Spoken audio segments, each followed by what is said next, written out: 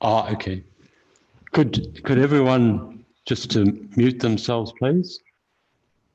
Okay.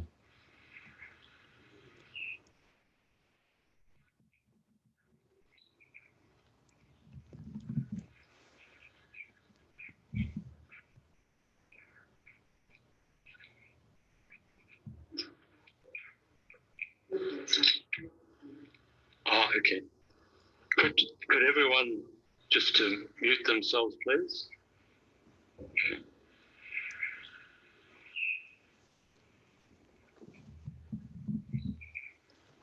Okay, so in these Sunday morning sessions, I was just going to give brief talk, followed by meditation. Could everyone just to mute themselves, please? I think we've got a technical problem here. Okay, so in these Sunday morning sessions, I was just going to give brief talk, followed by meditation. Could everyone just... I think we've got a technical problem here. Okay, so in these Sunday morning sessions,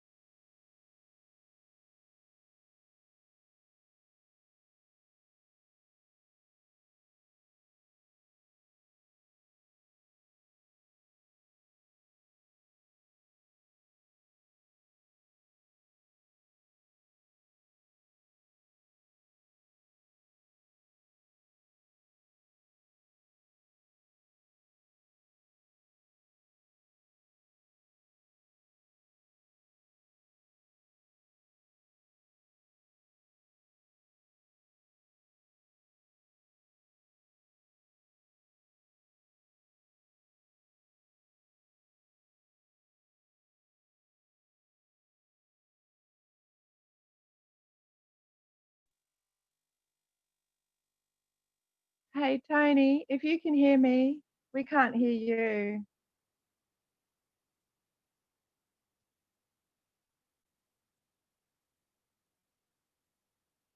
Muted. It need to be still. It means that it's working. Can you hear us now? It's okay? can you hear us? Hey. Yep, all good. Morning. We can't hear you. So it's repeating. Okay. So we will check like this. It's the cable. Cable is going here. Okay, cable is okay. It means that it's working. So I will just check, okay? It's okay? Can you hear us? Microphone. Yeah, all good. Yeah. Morning. We can't hear you. Oh, gosh. YouTube Live. You are doing YouTube Live. So when you are doing YouTube Live, it needs to be, this sound should be close, because otherwise you could... There's a bounce back. Yeah, because otherwise you could hear it twice. So this is important. Okay. And now it should be okay. Can you hear me?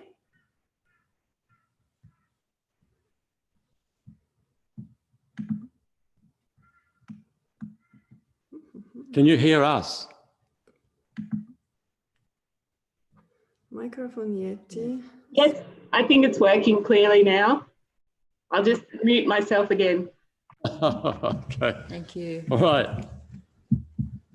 Okay. Yeah, it's important always to check this cable. Yeah. Is it also plugged in and switched on? Last week it wasn't. Was it plugged on? Yeah, and laptop need to be charged. Yeah.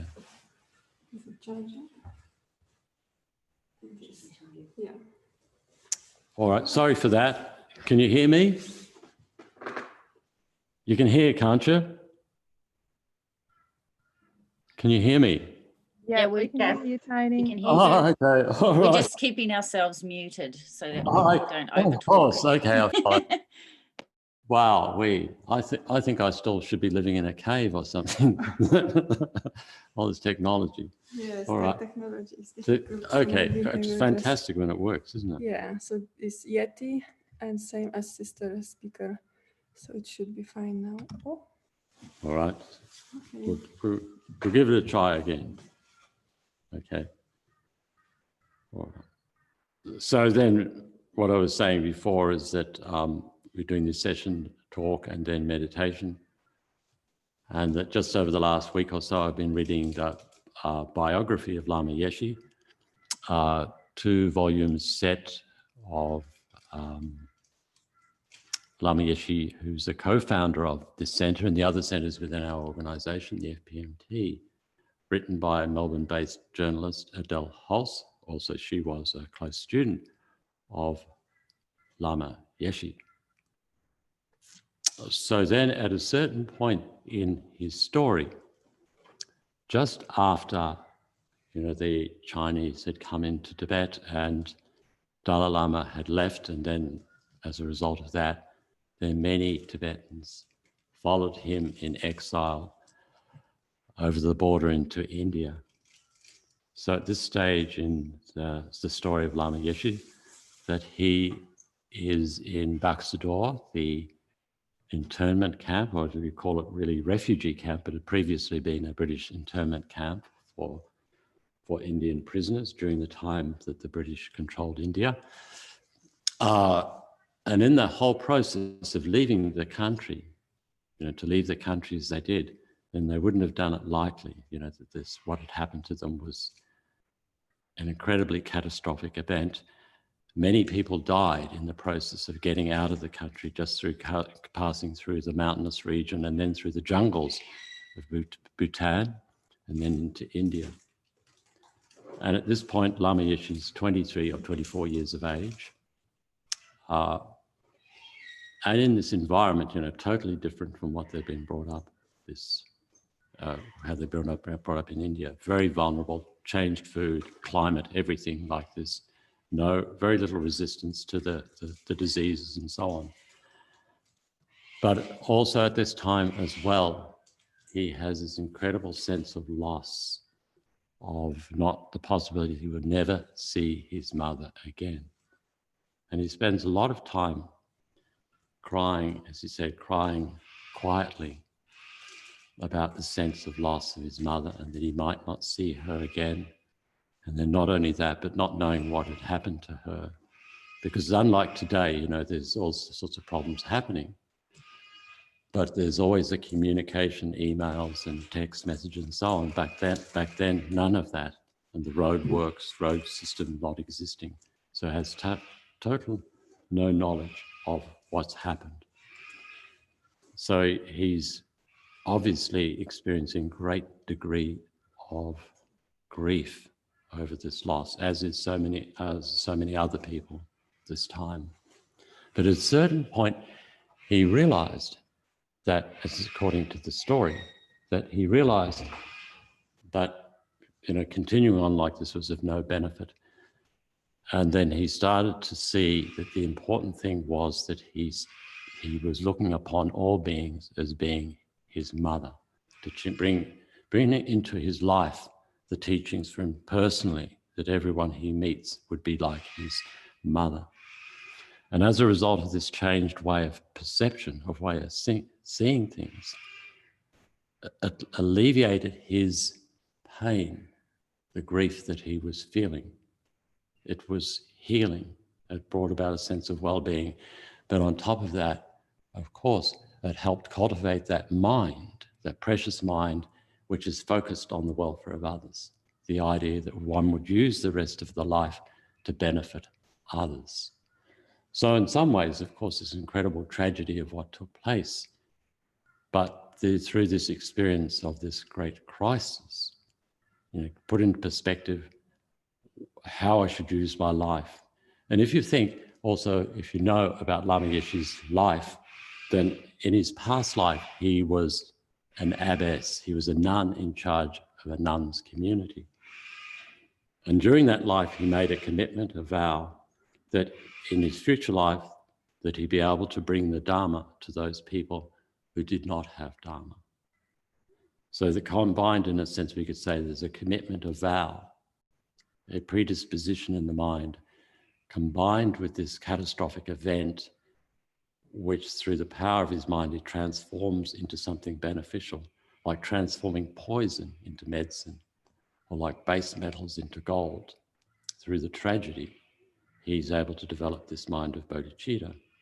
And you can see this all coming together, that if this comes together, at this part of the story, you get a sense that into the future, of course, he finally meets the students from the foreign countries, those places where Dharma is unknown, connects with them.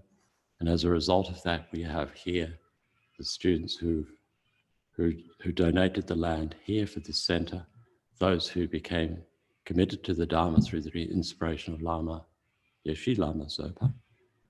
And so we now have the benefit, the great benefit coming from the experience that took place. So I don't know if Lama Yeshe may have actually been a Buddha manifesting in this world. And this whole story is something that he knew he would understand. His story would be written down in the future and people would read it and then understand, okay, you can see how the possibility of changing your mind, turning tragedy into something which is great benefit for the world. But he may also have been, if he's not Buddha, then maybe Bodhisattva doing a similar thing. Maybe he's just an ordinary person that's actually transformed his life through an understanding of the Dharma. But in any case, either of those three levels of what took place, it is a source to me of great inspiration for us, that we utilize that understanding ourselves, because all of us, it's highly unlikely that we won't experience some loss or tragedy in this life. Very often it can be just at the hands of a partner, or whoever it might be, that they perform an injustice to us. And that is insignificant compared to the injustices that he must have felt at the hands of, the Chinese invading forces. But he was able to transform it into something beneficial. So the message is here very much for us. Whatever occurs in our life, whatever misfortune occurs, that it doesn't become the basis for our own distress and self-pity, does not become the basis for our hatred, does not become the basis for our obsession with ourselves so that we become indifferent to others. And it can easily so happen that that's what occurs as a result of the experience of the injustice at the hands of another person or beings. So we have the precious Dharma to be able to protect us from this. And particularly if we have understood the value, the extraordinary value of the mind of bodhicitta, then we see as example for Dalai Lama, of Lama Yeshe, that this is so very important that we integrate this into our life so that we can make the use of this life well and be able to deal with whatever difficulty occurs. So just in relation to my own life, something, I'm not claiming to be a great Dharma practitioner or anything like that. But I've just experienced of the value of appreciating this quality of mind, which is focused on the welfare of others. That some years ago, before I became a monk, after I got involved in Buddhism, I was living in one Buddhist center. And although my first connection with Buddhism was through the Tibetan tradition, my focus of practice, meditation practice, had been one in which you quieten the mind, settle the mind, create space in the mind. And it was very helpful because when an angry thought arose, I had space in the mind and was able to dissolve that disturbing state of mind. I also created a pleasant environment for myself in that center, in that I was doing painting, artwork, and doing some work around the place. So to me, it seemed a very balanced situation. Now, what happened, as it happens in the world in general, and if you lived in Dharma centers, probably you've had the experience, changes occur. And often those changes occur, changes which you don't like, those changes. And the changes were such that I sensed that I would not be able to live in that center anymore, because the upheavals were such that it made it very difficult for me to continue doing my Dharma practice, doing my meditation practice, principally, so my meditation practice. In a way, the upheavals were preventing me having the space to be able to sit and meditate and create many, many hours of peace in my mind, like this alternating sitting and walking meditation, really. So I got to the point where I thought I was going to have to leave this center.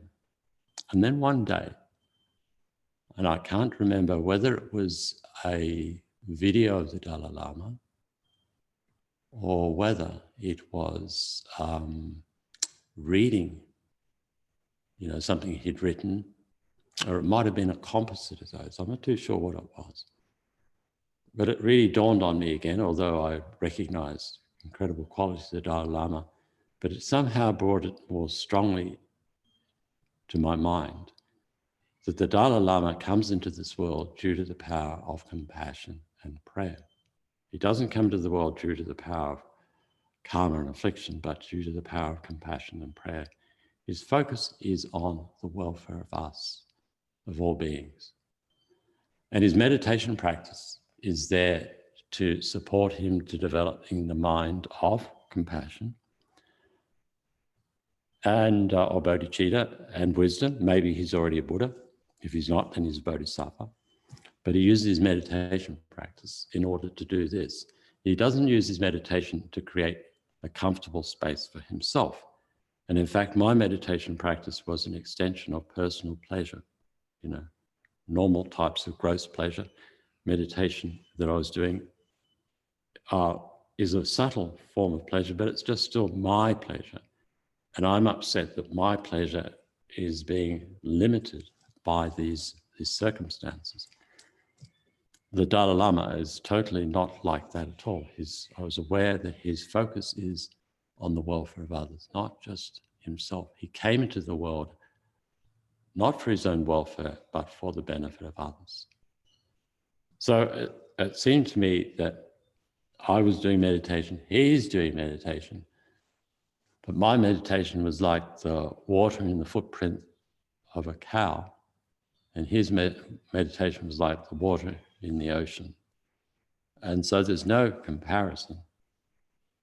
And which way do I want to follow? Which way do I want to go with my life?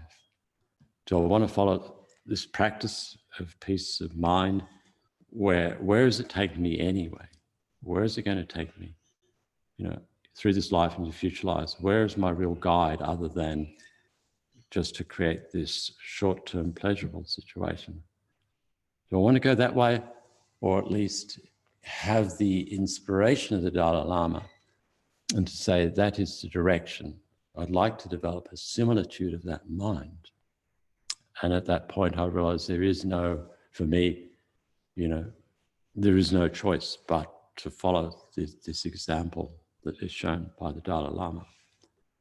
So it really was very helpful to me to generating that appreciation of trying, at least generating an appreciation of that mind, even if I don't have it, an appreciation of it, and to connect with the lineage and the examples of our lamas, like Lama Yeshe, Lama Zopa, His Holiness, because they have this most precious mind of bodhicitta. Lama Zopa often says, all other things may vanish in the world.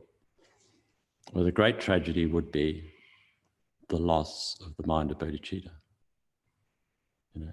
Even more tragic, lose the mind of bodhicitta than to lose Tibet. So then in this meditation, engaging in this meditation session, I thought to do the meditation on where you can generate a sense of appreciation of the kindness of others, because it's on the basis of apprehending others as being kind, sensing that they're kind, that we cultivate the mind of wishing to repay the kindness and understand the best way to repay the kindness of others is to develop our mind, our wisdom and compassion, so that we can be of greatest benefit to others. Best way is to develop the mind of bodhicitta. But we can't do that if we don't apprehend others or perceive others as being kind. But even without the idea of developing bodhicitta, the perception of others, having the perception of others as being kind, is going to lead to a sense of gratitude. And it's a commonly known thing, certainly, it seems, amongst psychologists in general and understanding of the mind. One of the most important factors in having peace and happiness in the mind is to live with a sense of gratitude, appreciation for what we have, rather than thinking about what we don't have. So the more that we apprehend others as being kind and wanting to repay that kindness,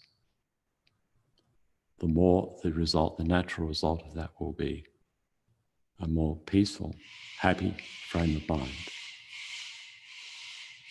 So it's doing the meditation on kindness of others, is really very much win-win situation. Short-term brings benefit because we generate a sense of gratitude. Long-term, if we develop more and more, then we can develop the mind of bodhicitta, that which brings happiness to ourselves, and brings happiness to others. So then, in doing this meditation session, just to sit comfortably and with a posture that's conducive for focusing the mind. Generally speaking, good to have the back straight. Posture which is conducive for focusing the mind, but also allows you to remain relaxed. And then motivating here by engaging in this meditation on seeing others as kind, may I be able to integrate, deepen this imprint in my mind so that I can generate a mind, an attitude of wanting to repay the kindness of others.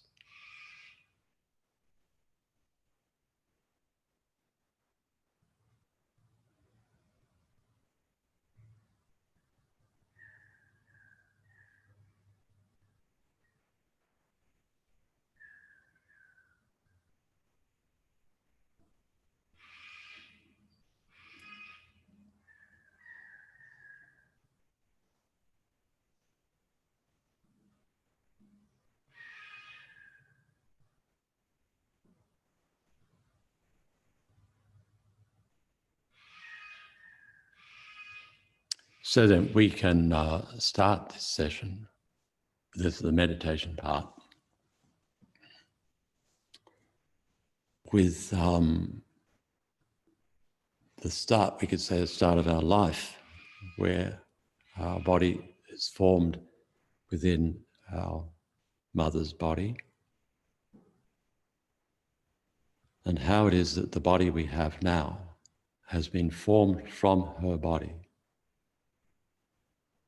She supplied the nutrients that led to the formation of this body. And she supplied us with the protective environment in which us, as the embryo and fetus,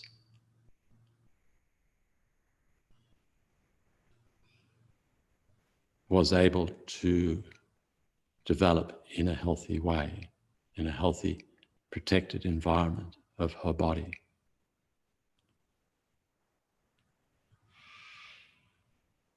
And so then she had to take care of her body, what she ate, how she conducted herself, and most likely did this very conscientiously with concern for us as a little being, helpless little being, being formed within her body.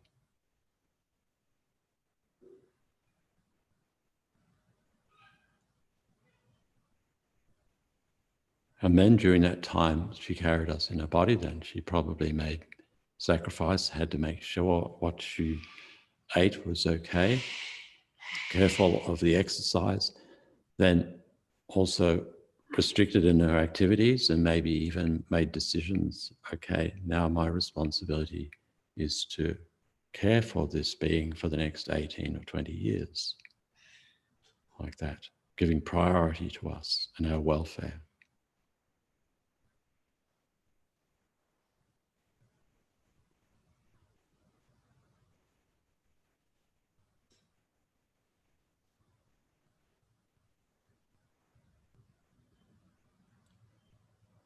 And then giving birth to us, possibility she could die, bringing us into the world. It still happens. And then also went through the pain of childbirth to bring us into the world.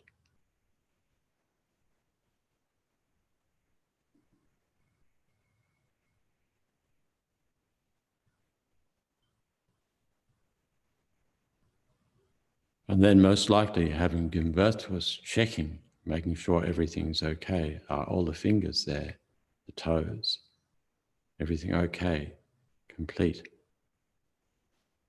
Maybe worrying about whether our senses, our ability to see, our ability to be able to hear, if these senses are functioning okay.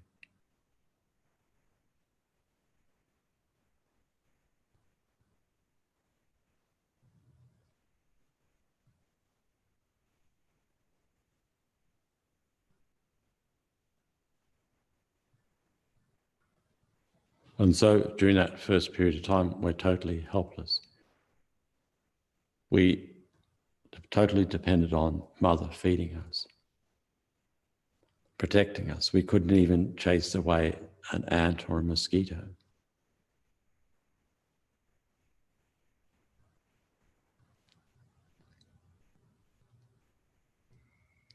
We're really totally helpless. So we can't remember that time, but for us to be here now, then it required someone to protect us, almost like guardian angel. Someone had to bring us through that time, and most likely it was the Mother.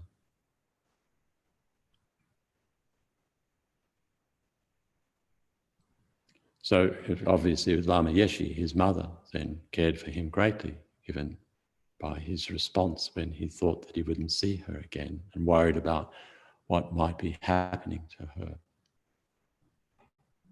He knew of her kindness.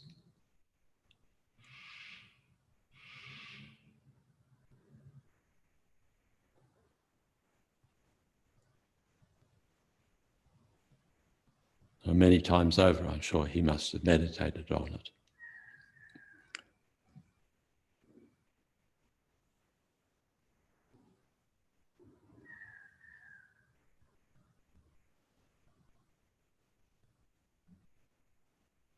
And so then, of course, our mother had to keep us clean as well. And changing the nappy many times during the day. If it doesn't happen, then we experience discomfort. Most likely she can't bear the thought that we're uncomfortable.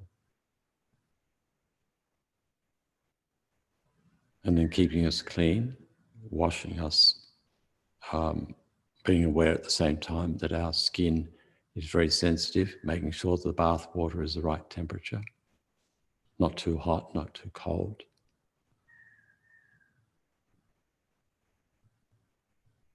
And in most cases, then this whole process of caring for us is an emotional connectedness with us, a communication. Dalai Lama often mentions this, he's even saying physiologically, we're very much dependent upon the kindness of the Mother, that connectedness that healthy closeness to the mother during that time is an important factor in us developing physically well.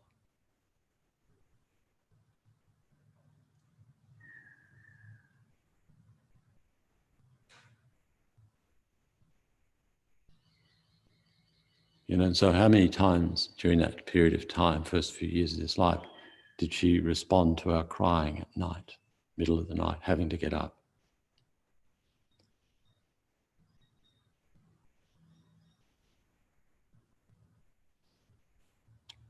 And during that time, the early period of time, we weren't even able to sit up for ourselves. Stand up, get up, whatever. Not capable of doing that even.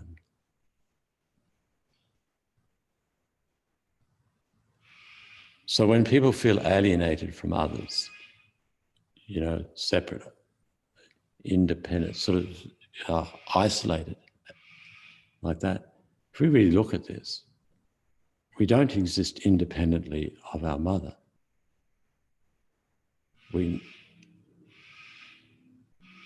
Because if we did, then we could be here without the mother. But our arisal here into this life is very much dependent upon our mother. Our body has been formed from her body. And the protection of our body in the womb and then post-womb time was dependent upon her or another being.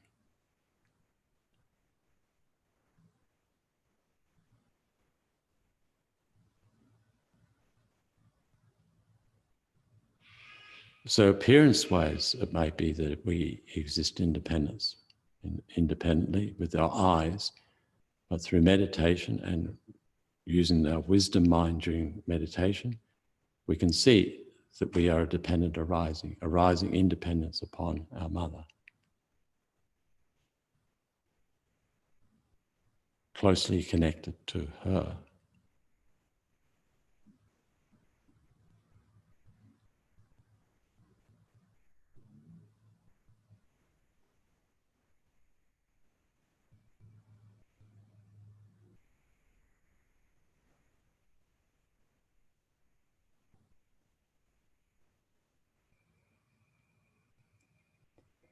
And then it's either her or someone else taught us, encouraged us to stand and crawl and walk, and communicated to us. Took notice of our sounds, initially the sounds and the emotions behind those sounds, and then communicated words to us. So we gained understanding.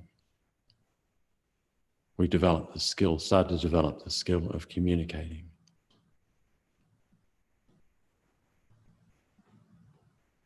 Also, she had to, once we started to move around, once we started to,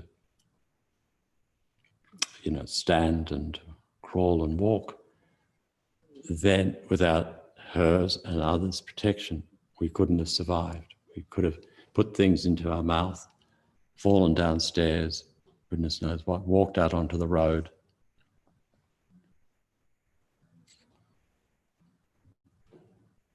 Many different dangers there are for a young child. So we experience the protection of mother and then others as well around us. Whoever was there at that time, early time of this life, mother and father together.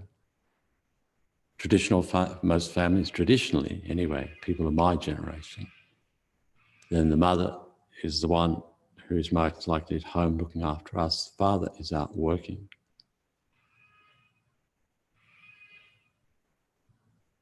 And it can be the case that father's out there working, and for the rest of his life he's working, earning money, and all that money gets filtered back to raising the family, to us.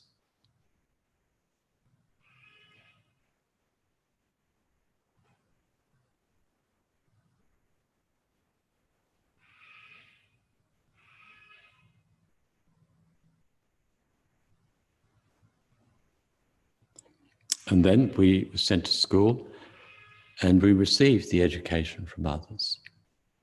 So we think over our time at school, the primary school we went to,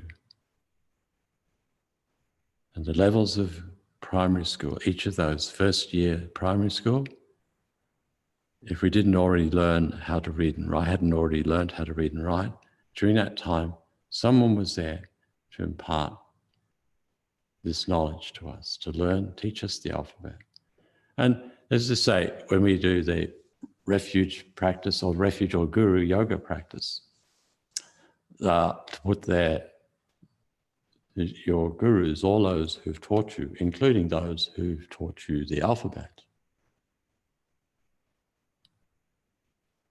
You might think, oh, I don't want to put that. She was a nasty old lady, that old stick. But she's a nasty old stick probably as a result of all the years of putting up with school kids, who are undisciplined and lacking, any consideration for her.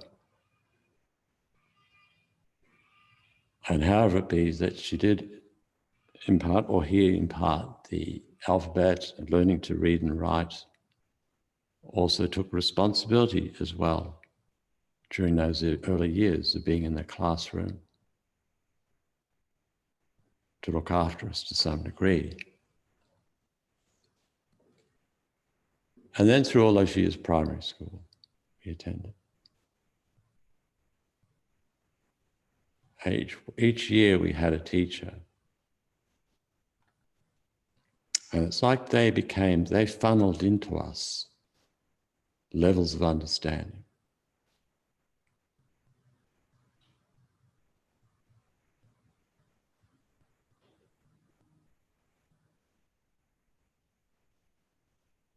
So in some ways they connected us to the universe and the world around us, all these beings, each of these years of school through primary, we say preschool, primary school, each first level, second level, up to year 6, like this. And then our years of secondary education.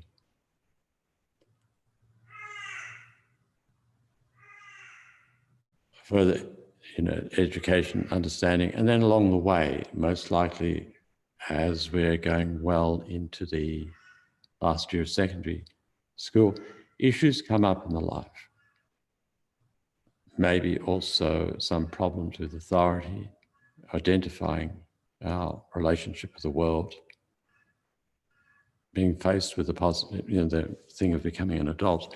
Then very likely somewhere along the line we made contact with a teacher who not just taught us stuff in the classroom, but was really genuinely concerned for our welfare and looked beyond the learning of the language and just getting the qualification, but understood at a deeper level that more important things are to do with attitude and relating to others well, having good heart, connecting with others and so on. So most of us probably had someone we would see as mentors throughout our life at school.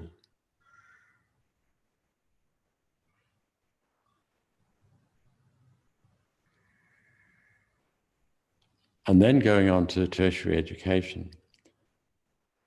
And most of the time, even if we get free education, still that has to be paid from taxes that other people have paid through their hard work.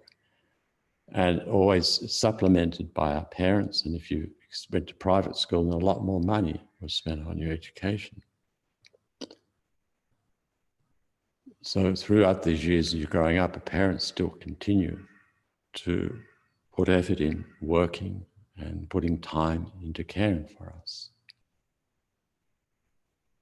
And then into tertiary education as well, to get the degree, the qualification, which allows for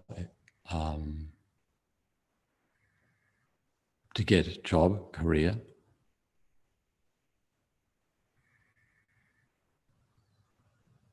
So many beings involved in our education. And then also jobs, if if you look over the life, then getting a job, earning money, and then if you've got the mind that's open to inner development, then through those jobs, most likely, you've gained a deeper understanding and meaning, and all the people you've interacted with in those jobs.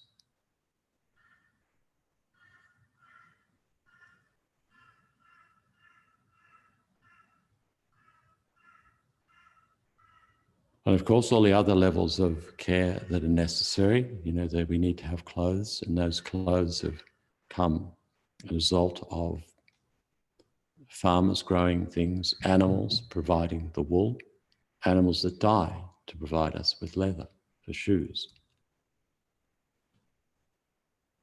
Other beings responsible for building houses, the places that we live in, the things that we use come from others. All those who've been involved in the medical system, and, you know, we say for generations of learning of scientific medical development. And so we have these carers looking after us. We go to hospital, have to have an operation, dependent upon the surgeon and the anaesthetist, making sure that we, you know, carefully anaesthetize us, but in such a way that, you know, our life is protected. And then the nurses who are there to care for us. So there's a constant process in this life. That if we had the development, we had that kind of mind that looked beyond the appearance, but looked at the nature of our existence, we would be living with the sense that other people are extremely kind, that there are these streams of energy continually flowing into us, nurturing us. We're so connected to other beings, dependent on others' kindness.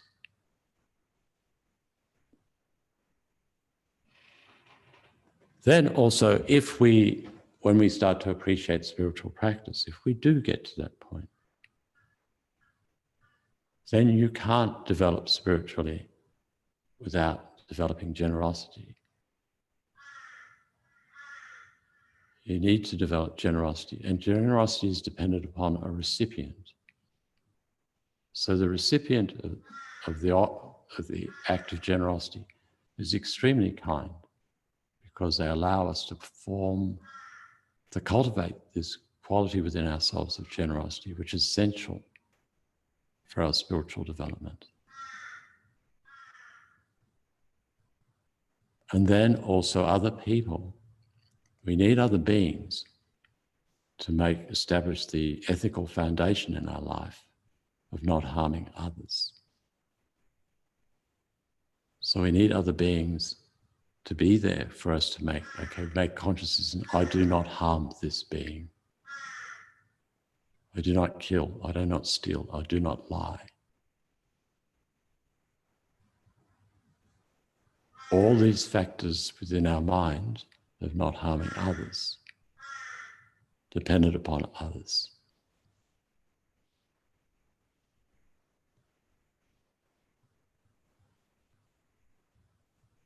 And then also we want to really develop as a person, we need to transform our mind. So the habit of anger, we need to pacify, lessen. We need to become less angry, less resentful, more understanding. And that comes about in dependence upon those people who challenge us, who cause us difficulties.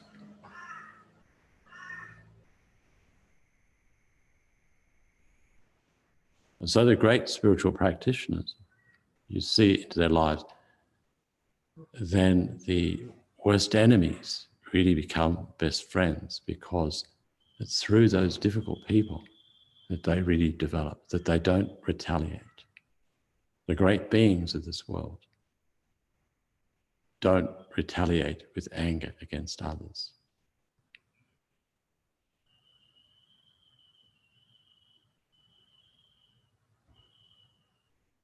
But rather the difficult people, allow them allow the flourishing of understanding and forgiveness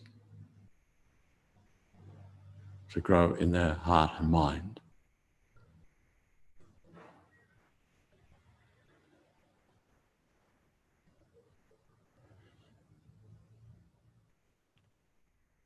And if we have belief in past lives, then this human life we have now did not come about accidentally.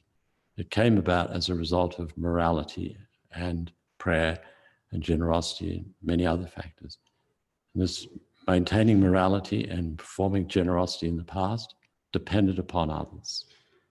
So it's through others we've gained this human life now, the basis, the working basis to develop our heart and mind in this life.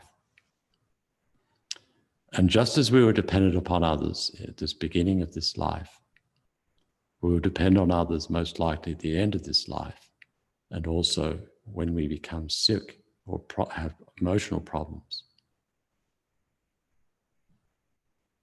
So then it makes sense, it's logical, while we can, in this life, to cultivate an attitude of wanting to repay the kindness of others. Best by developing the mind of bodhicitta, the aspiration to reach enlightenment in order to remove all beings from suffering.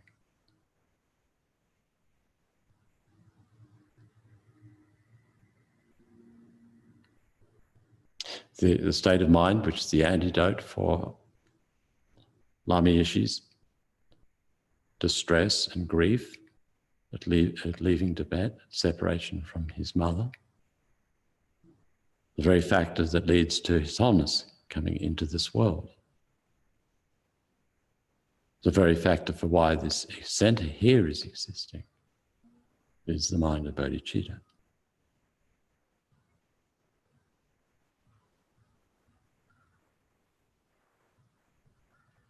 So then from meditating in this way,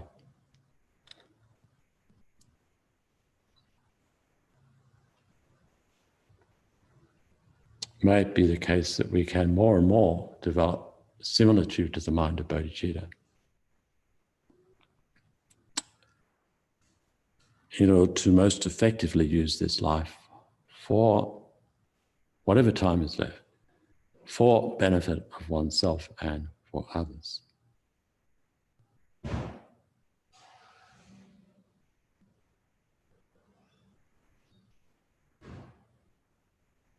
Okay, so thank you. I think I said last week, if there's if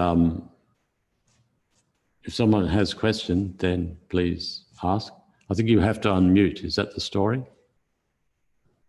Just so if there is a question, make sure it's an easy one. Leave the difficult ones for Geshe-la.